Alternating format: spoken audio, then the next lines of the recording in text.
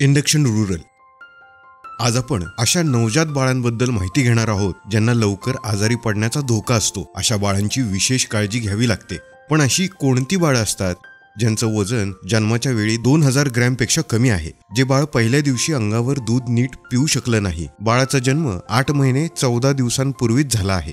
अशा बाळांवर सुरुवातीच्या दिवसात खूप लक्ष ठेवणं गरजेचं असतं. जन्मल्यानंतर पहिल्या 7 दिवसात दररोज घरी जाऊन बाळाची तपासणी करा. त्यानंतर बाळ 28 दिवसांचं होईपर्यंत 3 दिवसांनी एकदा भेट द्या.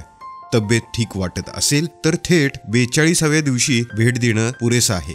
बाळाला जास्तीची ऊब देणं गरजेचं असतं, म्हणजेच कंगारू पद्धत. आई किंवा घरातली मोठी व्यक्ती बाळाला थेट आपल्या छातीवर धरून ठेवते. यालाच आपण कंगारू पद्धत असं म्हणतो. आईला सरळ बसता येईल अशी सुरक्षित जागा निवडा. आईला अंगावरचे कपडे थोडे सैल करायला सांगा. बाळाला आईच्या छातीवरती सरळ ठेवा. बाळाचं तोंड एका बाजूला करा, जेणेकरून त्याला श्वास घेणं खूप सोपं जाईल. आईच्या पदराने किंवा इतर कपड्याने बाळाला झाका आणि वरून गोदडी किंवा शाल घाला. आई उपलब्ध नसेल तर वडील किंवा इतर घरातील व्यक्तीही ही काळजी घेऊ शकतात. बाळाचं डोकं टोपीनं झाकायला विसरायचं नाही. आंघोळीची काळजी कशी घ्यायची? सामान्यतः बाळाला 7व्या दिवसानंतरच आंघोळ घालतात. वजन कमी असेल किंवा बाळ 9 महिन्यांच्या आधी जन्मलं असेल तर लवकर आंघोळ घालणे टाळा.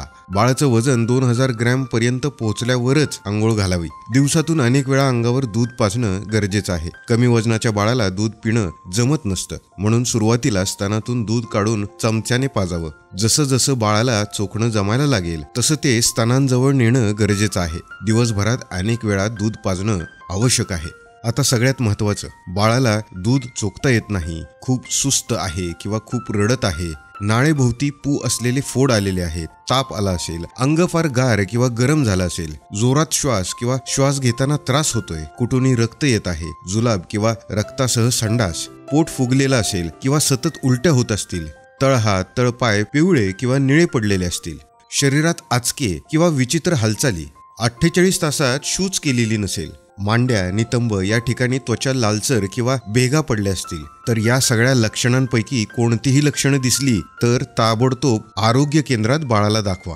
आशाताई, आईचं समुपदेशन करा. आईला धोक्याची लक्षणं ओळखायला शिकवा. वेळेवर बाळाला जर आरोग्य केंद्रात नेलं तर त्याचा जीव वाचवता येऊ शकतो. बाळ सुरक्षित आणि निरोगी वाढावं हीच आपली जबाबदारी आहे. धन्यवाद.